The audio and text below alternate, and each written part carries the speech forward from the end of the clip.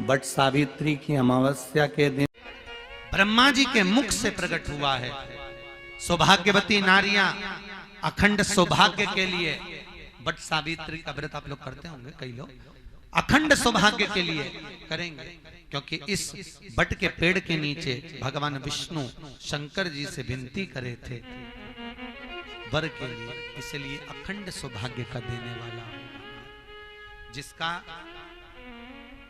Property का झगड़ा चल रहा हो, अदालत में कोई केस चल रहा हो, किसी भी चीज का केस, अदालत में अगर किसी भी चीज की अगर केस चल रहा है तो बड़ के पत्ते के ऊपर बालू मिट्टी का शिवलिंग बना, बालू रेत का, बड़ के पेड़ के नीचे ही उसकी पूजन करें,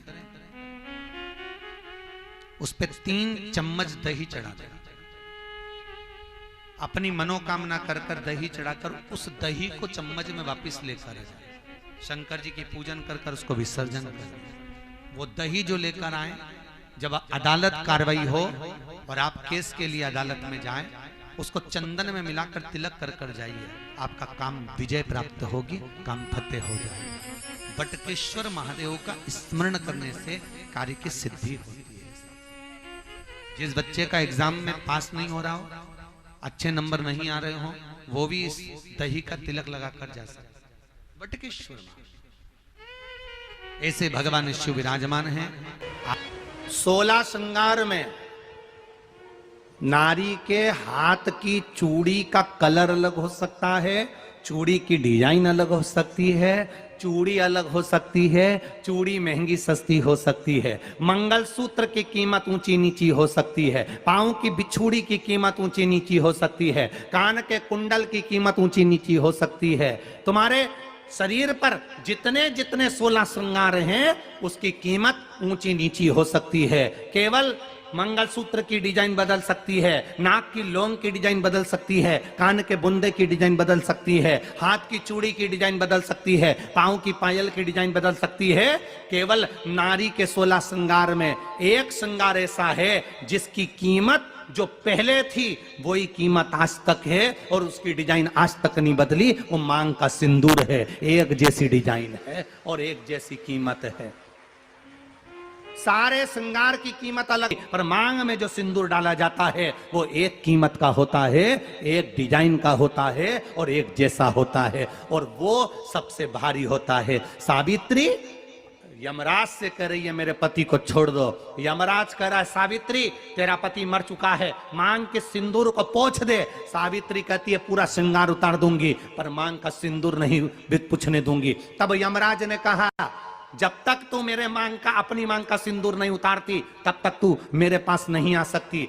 भगवान यमराज से सावित्री ने कह दिया मैं भी तुझे वचन देती हूं यमराज, मेरी मांग में जब तक सिंदूर है, जैसे सीता ने लाइन, लक्ष्मण जी ने लाइन खींच दी थी और सीता पार नहीं जा सकती थी, मैं भी तुझे वचन देती हूं जब तक नारी की मांग में सिंदूर है तब तक तू उसके पति को उसके सामने लेकर नहीं जा सकता। यह भी मैं तुझे कह देती हूं। यमराज भैंसे पर सवार होकर सत्यवान को लेकर जा रहा था, सावित्री से वचन पर वचन चल रहे थे, बड़ के पेड़ के नीचे छोड़कर आए।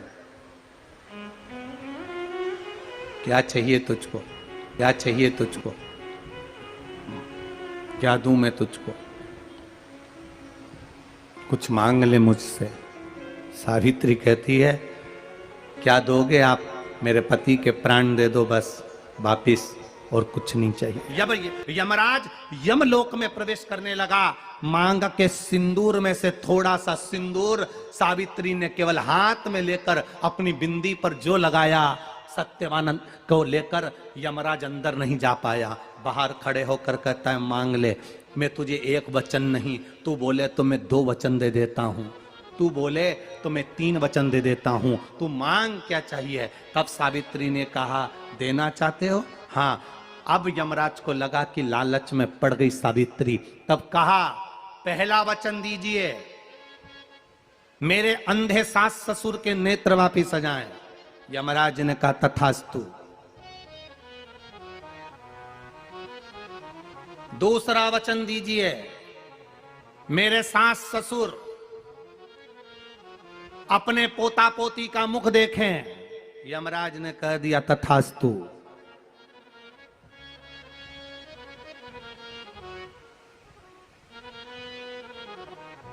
जाओ। यमराज जाने लगे, फिर आग जलने लगी। कहने लगे अब मैं अंदर क्यों नहीं जा पा रहा हूं?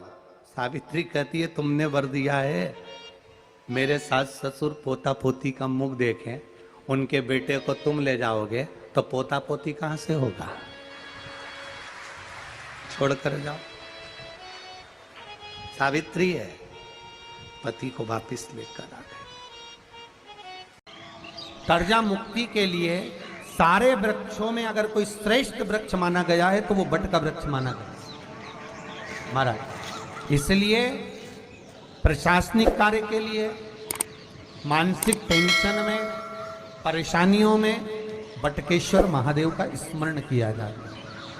और यदि निवेदन करूंगा, बहुत ज़्यादा यदि आपको कर्जा हो गया है, बहुत ज़्यादा कर्जा हो गया और वो कर्जा चूक ही नहीं रहा, तो थोड़े दिन बड़ के पेड़ के नीचे आप बटकेश्वर महादेव के लिए 1 लोटा पानी, उसमें थोड़ा सा पिसा हुआ चावल पीस के गला लेना चावल को और पीस लेना, पीस के उस पानी में मिला लेना और मिलाकर उसमें थोड़ी सी हल्दी पिसी हुई डालकर बटकेश्वर महादेव के नाम से बड़ के पेड़ के नीचे अपनी कामना कर कर जो कर्जा हुआ है उस कर्जे का भान देते हुए, स्मरण देते हुए छोड़ दीजिए। महाराज 2 या 3 सोमवार एक ही जगह पर करना। 3 सोमवार बाद वहीं से बड़ के पेड़ की थोड़ी सी जड़ उठा लाना और उस जड़ को एक कोई धागे में बांधकर या तो अपने गले में डाल लो या अपनी जेब में पटक लो, उसको थोड़े दिन पटक कर रखना, लगभग 2 से 3 महीना पटक कर रखो। वो जड़ जैसे बड़ का पेड़ विस्तार होता है, पानी गिरे ना गिरे, जल वृष्टि हो ना हो, गर्मी पड़े ना पड़े, उसको कोई फर्क नहीं पड़ता। बड़ का वृक्ष आप रूप फैलता जाता, उसकी जड़ें अपने आप प्रबल होती है। उसी तरह ये बटकेश्वर महादेव कहीं से भी अगर जड़ आपके पास में रखी है 1 महीना, 2 महीना, 3 महीना तक, तो ये जड़ अपने आप लक्ष्मी को पकड़कर खींच कर लाती है और कर्जे से मुक्त कर देती है। बटकेश्वर महादेव। पत्नी को कभी हल्का मत समझना। सावित्री का पति शांत हो गया था, मर गया था।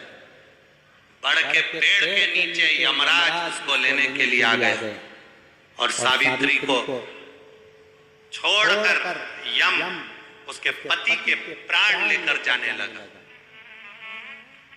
सावित्री मैया अपने सात्वित्व के बल से, सावित्री मैया अपने सात्वित्व पतिव्रता परमेश्वर के बल से यमराज के पीछे पीछे जाने लगी। यमराज आगे, सावित्री पीछे, यमराज आगे, सावित्री पीछे। यमराज ने पलट कर देखा तो पीछे सावित्री आ रही थी। सावित्री से पूछा तू मेरे पीछे क्यों आ रही है? मेरे पति सत्यवान को तुम लेकर जा रहे हो, मेरे पति को छोड़ो। यमराज ने कहा इसका अंतिम क्षण है, मर चुका है, जाओ नीचे उसके शरीर का अंतिम संस्कार करो, नहीं तो कोई जानवर खा जाएगा। सावित्री बोली मैं जाने वाली नहीं हूं, मेरे पति को छोड़ो। यमराज कहते हैं हम जिसको पकड़ लेते हैं उसको छोड़ते नहीं है।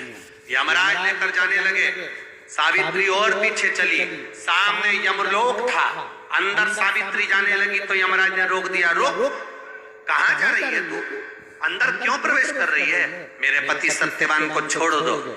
यमराज प्रसन्न होकर बोले सावित्री आज मैं प्रसन्न हो गया तुझ पर, क्योंकि तू मेरे दरवाजे तक आई है, मांग तुझे क्या चाहिए। सावित्री कहती है मुझे 2 वर दे दो, मुझे 2 वर दे दो। अब तो यमराज प्रसन्न हो गया, ये अपने पति को भूल गई, इसने अपने पति को छोड़ दिया, ये अपने पति को भूल गई, इसने अपने पति को छोड़ दिया।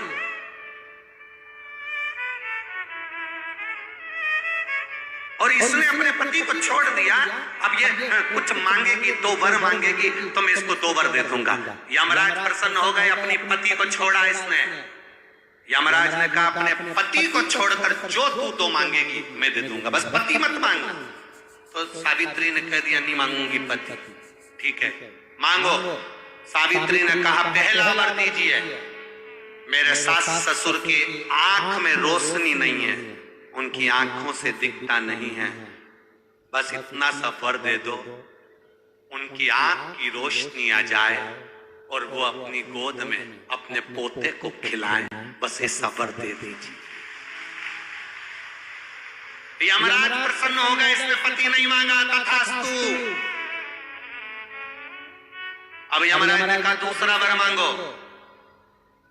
सावित्री बोली दूसरा वर दे दीजिए। मेरे सास ससुर आज तक कोई तीर्थ करने नहीं गए, मेरे सास ससुर का जो बेटा है वो उनको तीर्थ कराए, बस ये व्रत दे दो। यमराज ने कहा इसने अपने पति को नहीं मांगा, तथास्तु। अब यमराज ने कहा जा सावित्री के कहां जाऊं? आपने कहा था मेरे सास ससुर जब आंखों से रोशनी पाए अपने पोते को खिलाएं, पति तुम ले जाओगे तो पोता आएगा कहां से? पति तुम ले जाओगे, पोता कहां से आएगा? और यदि मेरे सास ससुर के बेटे उसको तीर्थ कराएं तो मेरा पति अगर तुम ले जाओगे तो उनका बेटा ही तो है, तीर्थ कराएगा कौन? यमराज प्रसन्न हो गया, उसने उस सत्यवान को वापिस लौटा दिया। वो सत्यवान सावित्री। तो जितने भी यहाँ पर मेरे जीजा होन बैठे हैं और जितने आस्था चैनल पर कथा सुन रहे हैं, जितने मोबाइल पर कथा सुन रहे हैं, तुम अपनी पत्नी को कभी हल्के में मत लेना, बिल्कुल हल्के में मत लेना। तुमसे ज्यादा बल व्रत का, उपास का, भजन का ज्यादा बल, तुमसे ज्यादा बल इनके पास रहता है।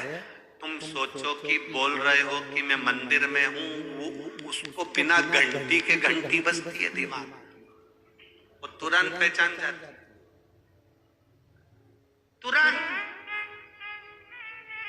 अपने पति को धर्म पत्नी अच्छे से जानती है कि ये झूठ बोल रहा है, ये गलत बोल रहा है, तो भी वो उसको स्वीकार करती है।